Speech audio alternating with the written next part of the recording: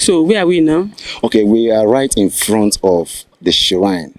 This shrine, it's a deity. The Obrenwe we talked about at that roundabout where he first settled after he left Okele. This is where he worshipped the god he brought from Ile-Ife. And that's why today, if you go to Ile-Ife, you see a similar thing like this. And the name of this deity is Oro. And it also has another name that they call Obrenwe.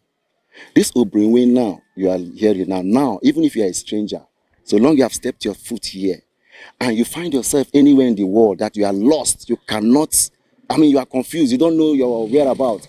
If you mention the name Obrenwe, Obrenwe, Obrenwe 3 times, a flashlight will come. And once you see that flashlight, you start following that flashlight. Before you know it, you find yourself in your safety zone. So and it's still happening till now. So it's like a god of protection. So that's why the people don't joke with it. And that's why they serve him every once in 3 years. Every once in 3 years? Yes. That's when they come here, all the sons and daughters to serve him. Yes. So even if you are in abroad, if you have the means of coming, you come because they know the importance of it. And by the special grace of God, this year now is the year that they are going to serve this particular Oro, which is August. So this is the deity he came from Ile-Ife with? Yes, he came with this.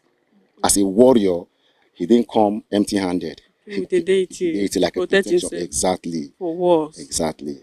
And if you observe this shrine, if you go to any other clan in Isoko land, not all, even beyond, you see something similar to this, which means they all migrated from this clan. So if anywhere you go and see a deity like this, you know that they have a link with them. Exactly. Okay. Yes, exactly. Thank you very much. I appreciate it.